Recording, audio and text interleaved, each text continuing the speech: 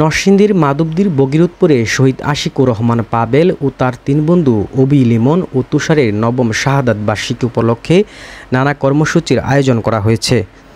শনিবার সকালে বগিরুদপুর হাজী লাল মিয়া মোল্লা উচ্চ বিদ্যালয় প্রাঙ্গণে শহীদ আশিকুর রহমান পাবেল ফাউন্ডেশনের উদ্যোগে আয়োজিত এই কর্মসূচিতে স্মরণ সভা, আলোচনা সভা, মিলাদ ও দোয়া মাহফিলের পাশাপাশি ৪০০ এতিম, বিধবা, গরিব ও অসহায় মানুষদের মধ্যে নগদ অর্থ ও খাবার বিতরণ করা হয়।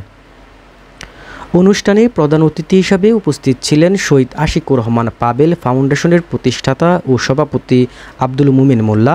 বিশেষ অতিথি হিসাবে উপস্থিত ছিলেন বগিরুদপুর হাজী লাল মিয়া উচ্চ বিদ্যালয়ের প্রধান শিক্ষক মোহাম্মদ জাহাঙ্গীর হোসেন, নরসিংদী চেম্বার অফ কমার্সের senior vice president Abdul Kaiyum Molla, Meherpara union বিএনপির সভাপতি আব্দুল রশিদ মিয়া, মেহেরপাড়া ইউনিয়ন বিএনপির যুগ্ম আহ্বায়ক মোহাম্মদ মাসুদ আলম ও মেহেরপাড়া ইউনিয়ন বিএনপির সাবেক সভাপতি আব্দুল বাতেন মিয়া প্রমুখ।